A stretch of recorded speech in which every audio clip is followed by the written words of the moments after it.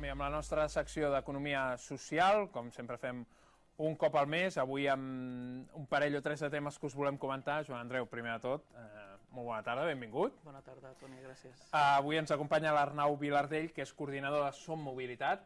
Arnau, hola, bona tarda. Benvingut al 360. Dic benvingut a Badalona perquè tornaràs aviat, ara ho explicarem, per tant I és que el proper dijous, demà passat, a 7:15 es presenta Badalona Som Mobilitat. És la cooperativa de mobilitat elèctrica, de bicicleta, moto, cotxe, transport en general, mobilitat. Estem parlant de mobilitat. A l'aposta Som Energia, a favor de la producció i consum d'energia de fonts renovables, ara se suma la possibilitat, diguéssim, de trobar aquest espai dintre l'economia social del Som Mobilitat i, Arnau, estareu dijous a presentar la cooperativa aquí a Badalona, aquesta part de la cooperativa. Exacte. Amb molta il·lusió i moltes ganes. Badalona és una ciutat important i ens fa il·lusió començar a articular els nostres gent, els nostres socis i començar a difondre el nostre discurs, no? I el nostre projecte cooperatiu, social, per canviar una mica la mobilitat. Doncs ara l'Arnau ens n'ha fet 5 cèntims. Evidentment nosaltres anem a conèixer què és Som Mobilitat a través d'aquest vídeo.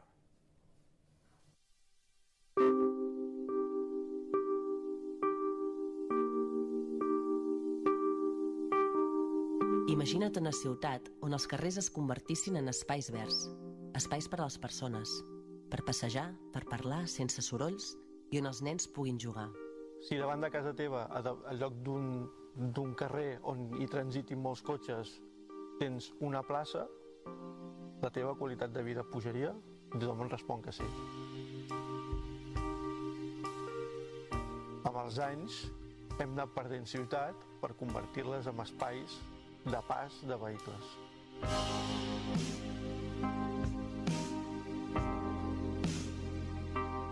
El model de mobilitat actual està en crisi.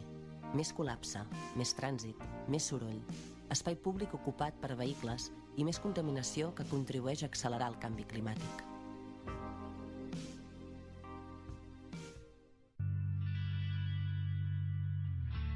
Volem enxarxar tota aquella gent que té ganes de fer una mobilitat més sostenible i per això apostem per crear la cooperativa. Oferim a tots els socis una aplicació mòbil per compartir vehicles elèctrics. Amb l'aplicació, busques el vehicle disponible, el reserves i amb el mateix mòbil obres el cotxe.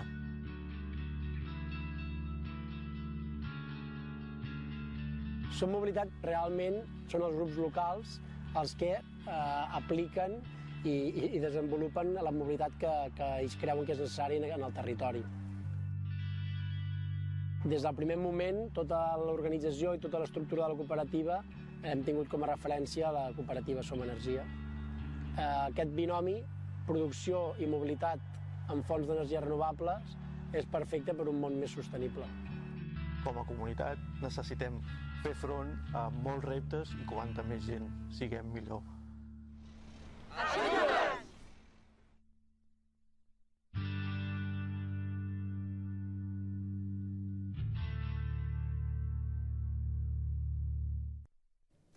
Com més serem millor, Andreu?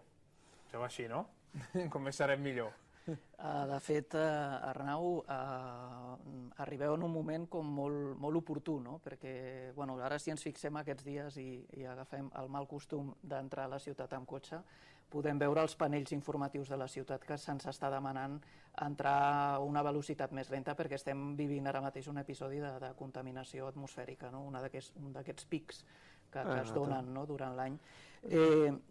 Potser voldríem que aquest enemic invisible, que al final causa realment morts i molts problemes de salut a moltes persones, això ho tenim prou clar, ho tenim interioritzat, que la contaminació dels nostres vehicles està provocant tot això.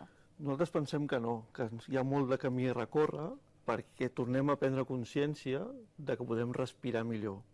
I ens hem acostumat a respirar malament, a tenir problemes de salut, que fins i tot a l'àrea de Barcelona es moren 3.700 persones cada any per temes derivats directament de la salut, de la contaminació atmosfèrica provocada pels cotxes.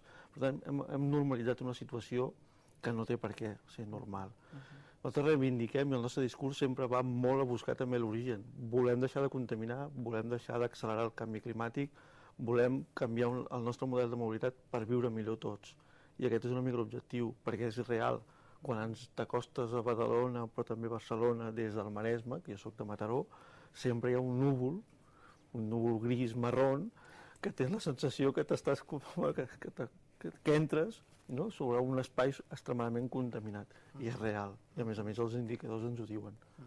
De fet, això té una explicació, és a dir, a Barcelona per cada dia passen més d'1 milió de vehicles. És una de les ciutats europees amb més densitat, no?, de vehicles i, per tant, més contaminada. Sí, vivim una societat que ens hem acostumat i s'ha planificat tota perquè ens aboquen a conduir. Ens hem construït els polígons separats de les vivendes, hem zonificat, a més hem zonificat els centres comercials. Aquí a Badalona en tenim un de molt gran zonificat que t'obliga a desplaçar-te principalment en cotxe. Hem generat una societat que ens hem obligat a moure'ns, i principalment en cotxe. S'han construït carreteres i més carrils, més de 50 carrils per entrar a Barcelona, només d'entrada, que permeten 800.000 cotxes entrar tots, trobar-nos tota la ronda una estona, no?, per la xerrada. Per intercanviar moments. Moments, contaminació, estem tots allà una estoneta i després ens anem distribuint amb els problemes que genera la resta de la ciutat. Però aquest és el model que hem construït i el que nosaltres estem convençuts que s'hi pot fer coses, que no ens podem acostumar. Hem de començar a pensar en coses diferents per posar remei a aquesta situació. Aquestes mesures haurien de ser més dràstiques i segurament impopulars? Nosaltres apretem a l'administració pública com a cooperativa de consum, també som un moviment social i apretem a l'administració pública perquè té l'obligació de protegir, nosaltres pensem que té l'obligació de protegir totes aquelles persones que es veuen afectades directament per problemes de salut greus. Són aquests 3.700 morts que em deien, però també està comprovadíssim que els infants que tenen l'escola o que s'eduquen o que passen molt de temps al voltant de vies amb molta contaminació tenen un retard de maduresa. Per tant, està més que comprovat. Nosaltres exigim a l'administració pública que posi remei a això. Ho ha de fer, hi ha moltes coses, apostant pel transport públic clarament, millorar tota la xarxa d'autobusos, apostar pel tramvia, pel tren, les rodalies, s'ha de fer tot això, però també s'ha de començar a posar mesures per evitar aquests grans desplaçaments. Totes les ciutats europees tenen peatges a les entrades de les grans ciutats. Aquí a Barcelona estem embrancats amb un debat peatges sí, peatges no, que no ens fa veure que un peatge també pot ajudar a regular tots aquests moviments. Això pot ser aquí a Badalona li toca, no?, tenir un peatge per entrar a Barcelona, no?, i impedir que aquests 800.000, d'aquests millor, 800.000 venen de fora.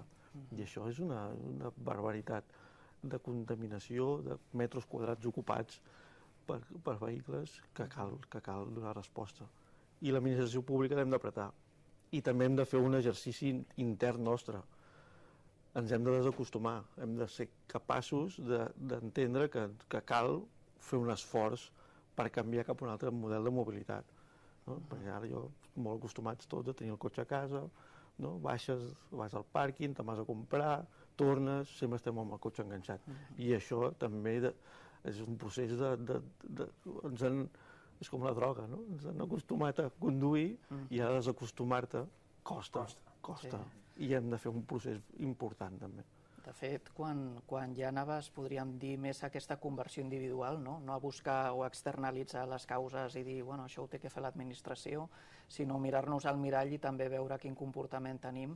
Veiem que sobre el cotxe s'han posat molts atributs, no? És a dir, que més enllà d'un valor d'ús, que al final el valor d'ús és el de la capacitat de moure't, un cotxe porta associades moltes altres coses, no?, d'estatus, i és una de les despeses més prescindibles, no?, potser en una llar familiar.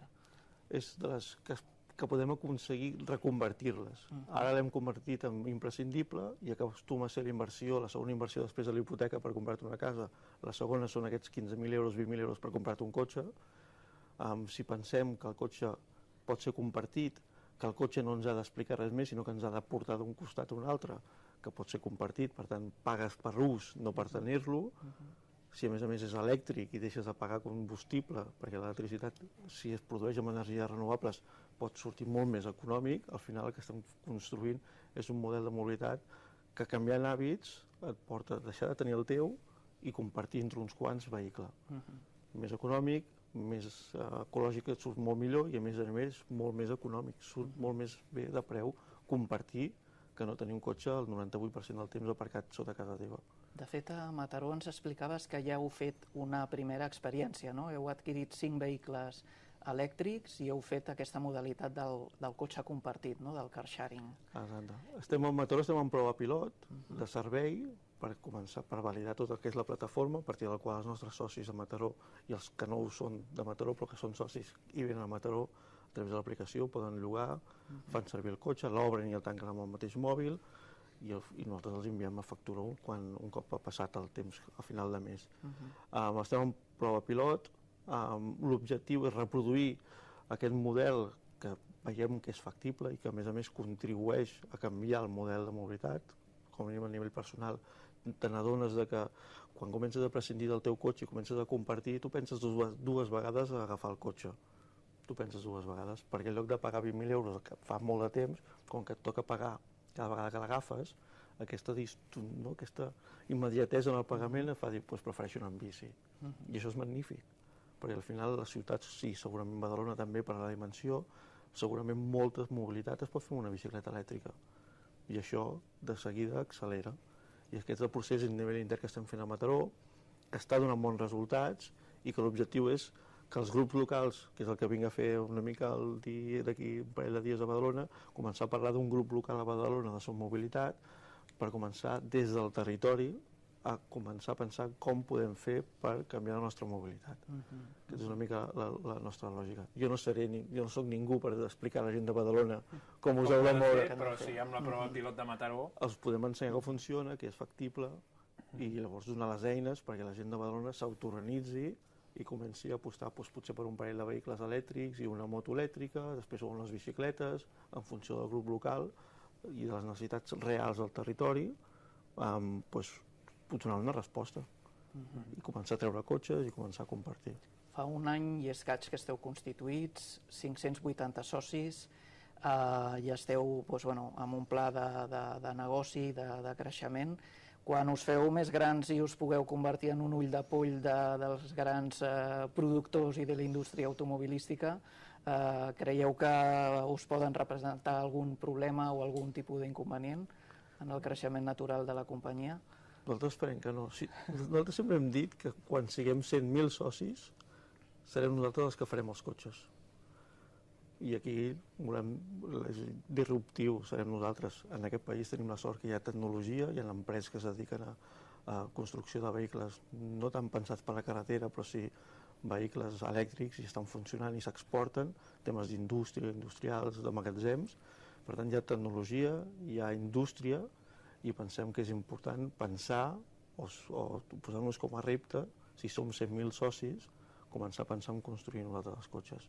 I per què pensem en això? Perquè la indústria continua apostant pel cotxe de combustió.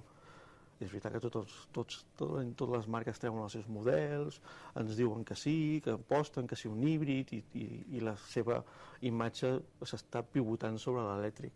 Però al final, quan vas a un concessionari, un cotxe utilitari et costa 8.000 euros o 10.000 euros de combustió, d'un elèctric te'n costa 25.000. Per tant, l'aposta no és tan clara. És una aposta de molt de marca, però no de vendre. I això encara li falta aprendre a la indústria.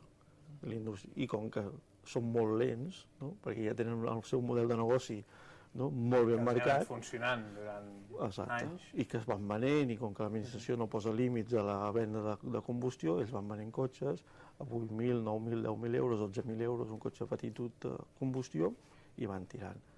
Per tant, la disrupció, que ja ho ha fet una mica Tesla a nivell dels Estats Units, ha de ser molt més forta.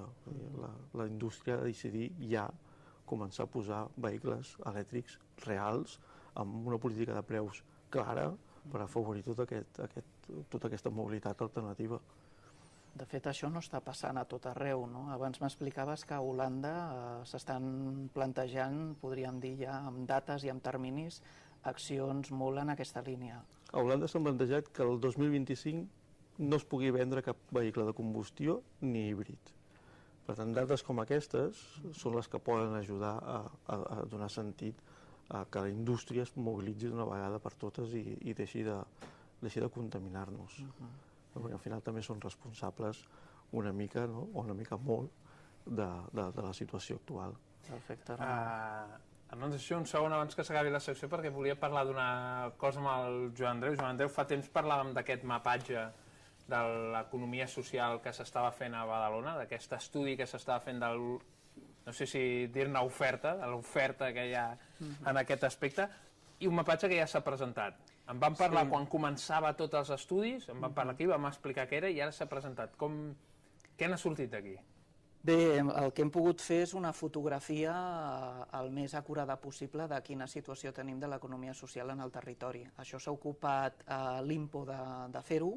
Han sortit unes dades que podríem dir no són per tirar coets, però sí que són molt ajustades. És a dir, aquí més enllà de mirar llistats i dades de registre, s'ha comprovat que si hi havia una cooperativa registrada, doncs que aquesta cooperativa estigués funcionant, que estigués activa, no? I aquí sí que hi ha un decalatge entre allò que hi ha inscrit, que potser és informació que no està actualitzada, i la realitat, no?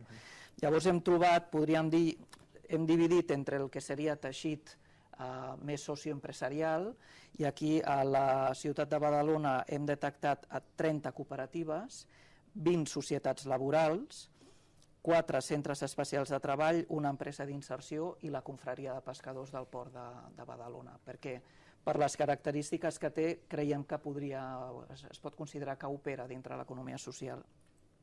I després hi havia el grup de les entitats del tercer sector social, que n'hi ha 73 a la ciutat, amb una atenció a diferents col·lectius de persones, algunes en risc d'exclusió, altres amb dificultats, però podríem dir que això és el que tenim i a partir d'aquí és d'on hem de començar a treballar.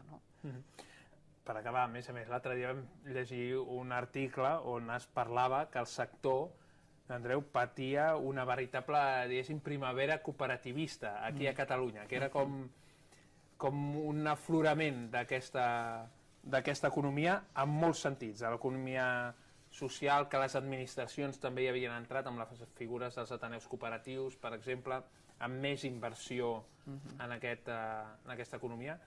Andreu, per què? Per què hi ha aquesta primavera cooperativista ara? Per què les administracions aposten realment per l'economia social ara mateix? Bé, hi ha diferents raons. Potser una seria que molts dels ajuntaments que han entrat de fa 2 anys doncs tenien una sensibilitat cap a aquest model d'economia. Jo diria que aquesta música ells els hi agrada, la tenien també alguns en els seus programes i jo diria que hi ha una afinitat ideològica.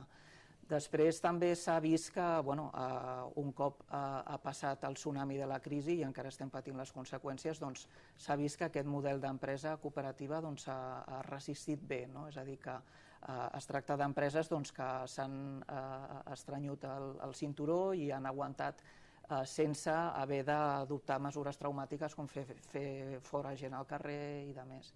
I cada cop estem veient més que la gent jove que està sortint de la universitat, que s'està formant, té més en l'horitzó aquest tipus de model d'empresa a l'hora de muntar un negoci. Per tant, hi ha diferents raons que fan que això estigui fructificant. No era per tirar coets, mapatge, això tampoc, però sí il·lusionant. Joan Andreu, moltíssimes gràcies per ser en aquest primer any del Badalona 360 abordant el tema de l'economia social. Avui el tanquem, si et sembla bé, signem ja la renovació. Doncs com vulguis, sí, cap problema. Ja se li ha escapat. Arnau, això es diu davant de càmeres i no es pot tirar enrere ja. Arnau Vilardell, coordinador de Som Mobilitat, aquest dijous a 7:15 es presentarà a la sala de projeccions de l'Ajuntament de Badalona. Que vagi molt bé la presentació. Tots convidats. Tots convidats. Allà hi serem nosaltres.